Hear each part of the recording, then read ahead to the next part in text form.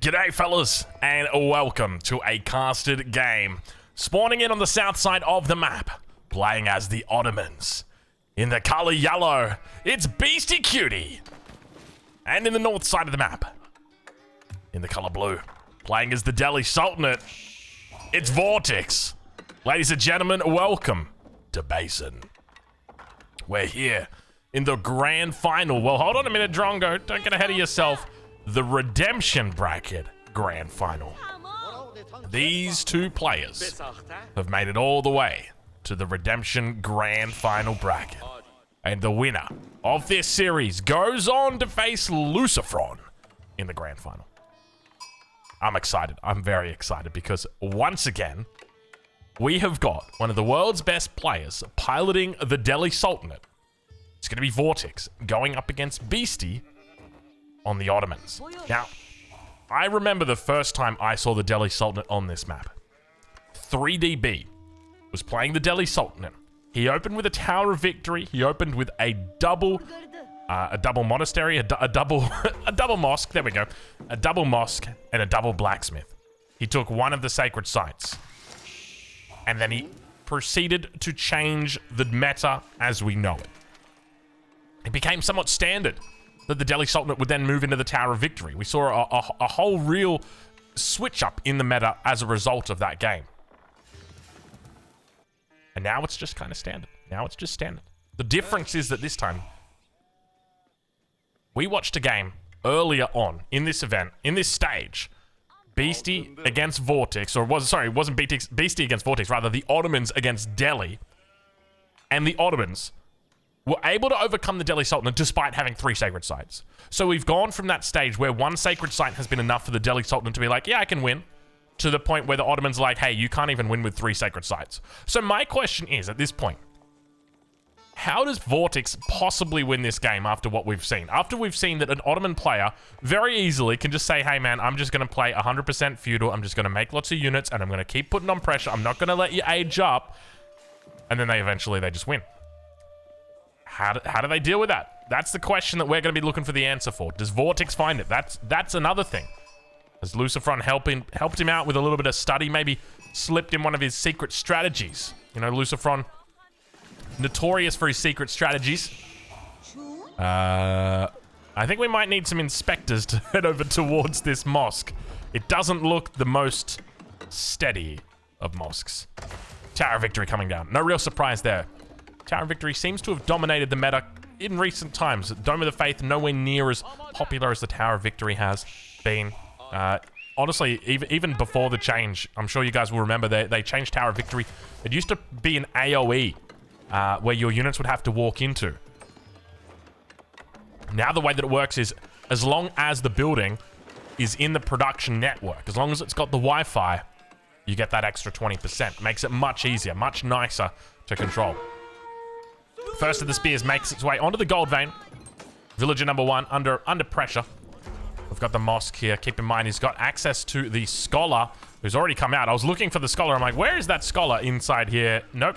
There he is. He's already made his way out. So he comes up, does a little bit of healing. No real pressure here. Nice control by Beastie, though. I like the way that he came through, stabbed the scholar. Remember, the scholar can't heal itself. Beastie got to be careful. Gets a little bit too close to the town center. No villagers under the TC to garrison, though. Doesn't have to be too worried. We do see those villagers falling off the gold, or at least pulling off the gold. And Vortex gets a scholar in queue. Up to 130 gold. He gets the second scholar, and he'll take that. You can see he leaves the gold immediately. Second spearman, gonna be making his way across the map. Well, right on board with Beastie now as the Twin Minaret Madrasa is almost complete. 4 villagers for him on that landmark. On the other side of the map, though, the Tower of Victory comes up, and Vortex reaches the second age. Let's see where he goes to from here. Villagers moving out to sheep. All those upgrades going to be coming through for him. Double broadaxe, sanctity. We've got the specialized pick as well as horticulture. Now Spearman might be in a little bit of trouble here. Don't take too many shots from that TC, Mr. Spearman. And now back towards the base of the Beastie. Military school going to be switched over to the spy. Archery range thrown down. What other upgrades do we see? Looks like it's going to be the double broadaxe, followed by a wheelbarrow. And then I suspect he might even move off gold entirely. Who needs gold? You know what we need right now? We need units. We'll have to wait and see how he plays it. Ville's now moving out over onto the berries here. Let's see that wheelbarrow. Click it for me, baby. Click it. Click it. Click it, beastie. Click it. Click it. Why doesn't he click it?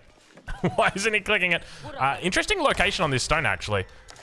This stone kind of blocks where you want to expand from. Beastie still hasn't clicked that wheelbarrow. Makes me think he's not going to be going for the wheelbarrow. Okay, there it goes. I guess he was looking to drop down a house, maybe? Potentially? Possibly? Probably? First of the archers is out, though. And it's going to be an infantry composition coming out from Vortex.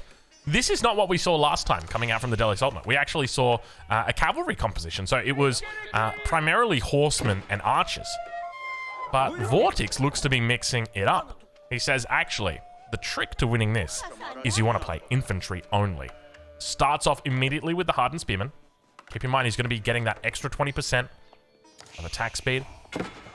Now continuing to move out. Clearing out some of these wolves in the middle of the map, Beastie does. He's also got some archers rallied out here towards his position. 5 vills on stone.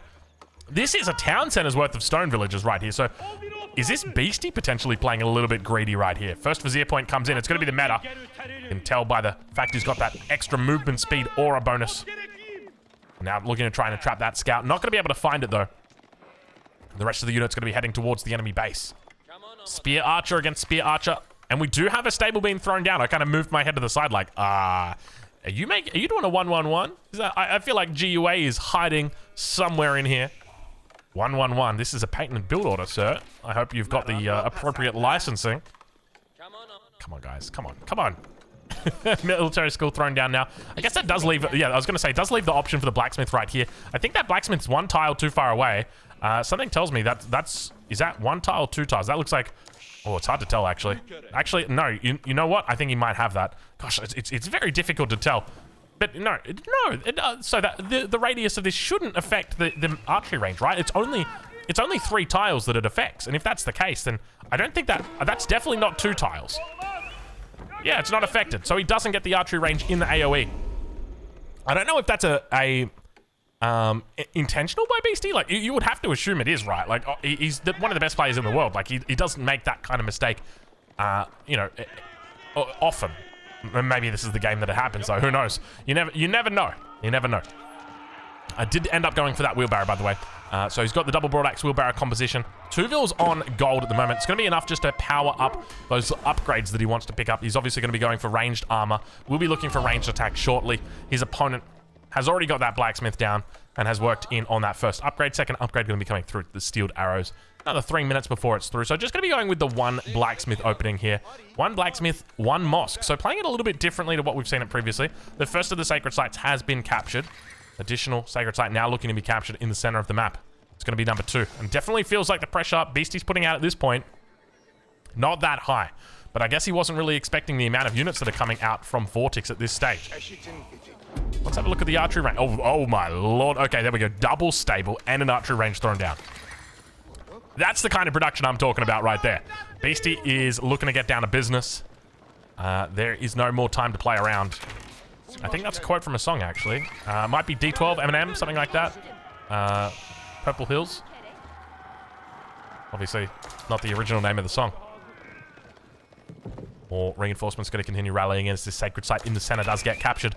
Vortex is feeling very healthy. Typically in this matchup, one of the things we often talk about, not just in this matchup, but whenever you've got the Delhi present, is they want to be looking towards that goal. That primary goal is capture 3 sacred sites. You don't have to capture them all. Even just 2 is fine. But if you can get to 3, you're feeling really good about yourself. And Vortex is now going for number 3. Beastie going to be looking to deny it. Continue to watch as his units move down around the south side. Upgrade's going to continue coming through. He's actually going into forestry. An upgrade I don't think I've seen researched very often before. And look at this production. This right here. This is what the Ottomans is all about, baby. I love this. Name another civ that can make like 5 production buildings before 10 minutes and actually produce from them. It's absolutely wild. Single Sipahi in the middle of the map. And now we got that attack down to the south side. We enter into the cinematic mode. This is time for us to get down to business. Sipahi going to be trying their best to hold on.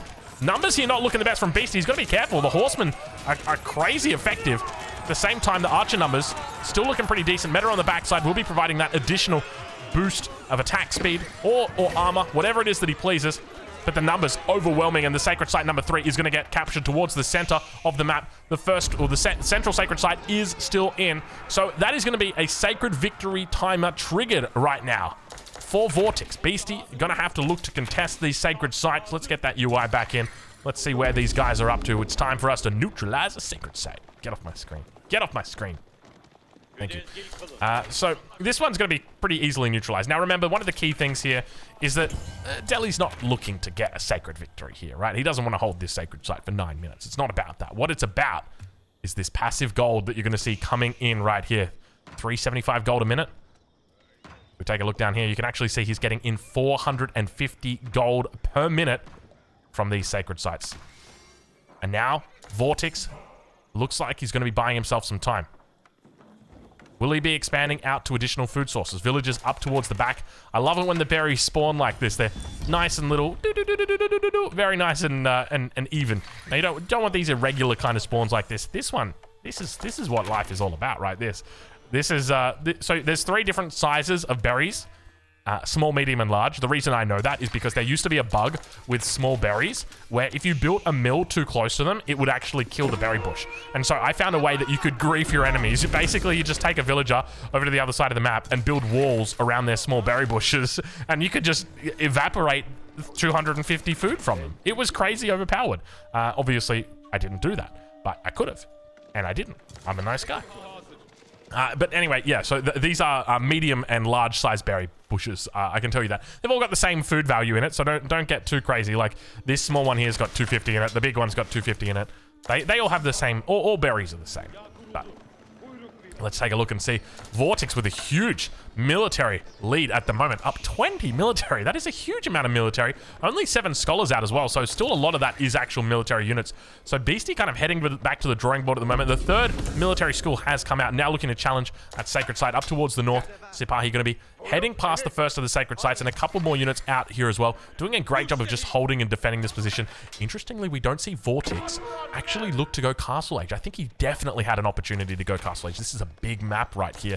All he really needs to do is get Castle Age and start making men-at-arms, and it's very difficult for BC to hold that. Obviously, he's going to be able to kite. He's got +1 ranged attack, so he will be able to kite those archers away, but then you've got the threat of things like knights, the threat of a mangonel potentially coming out as well. There's a lot of different ways for you to do that, or just veterancy upgrades as well, but we already see battering rams now coming out here for Vortex. So I tell you what, when it comes to this map, there is a reason why I like to call this area in the center the Colosseum, because it is just, it's one of those games or one of those maps where it's just like, do you dare enter this location, this place? It's so dangerous. You know, you can just get caught off guard. You can get flanked from any position. So you got to be super careful. Archers teeing off towards the horseman on the front line. It looks like we might have 2 players who are interested in taking each other out. Sipahi going to be met on the front line. And look at the spear numbers coming through right now. Beastie's got to be careful. Those spearmen got to get focused down. Look at his micro. The archers looking to try and take out those spears. He needs to try and keep them alive. Just moving forward non-stop, just attacking with everything. A moving at this point. Sipahi on the backside. Meta on the back, also making sure it's staying alive. And now all of the archers going to be looking to move up. He wants to take out that Meta. No, he's not focusing down. There's the Meta being focused down. Meta does go down. How many spearmen are left? That's going to be the main question. Now looking to focus down. The last upgrade does manage to get through.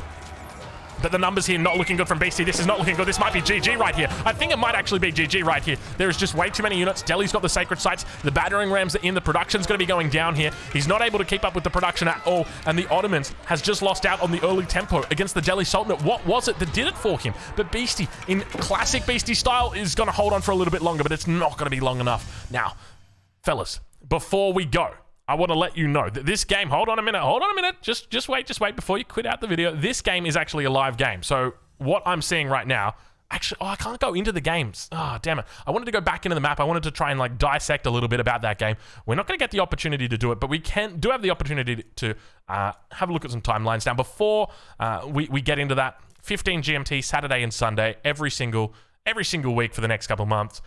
For you Americans, 10 a.m. Eastern, and Australians, 2 a.m. in the morning. It is quite late right now. Yes, it is 2 a.m. for me. These games just started. Let's take a look at the military count and see where it all went wrong. So it seems like maybe just that little bit of a boost from the beginning. So interestingly, Vortex didn't go for the double blacksmith here, didn't go for the double mosque.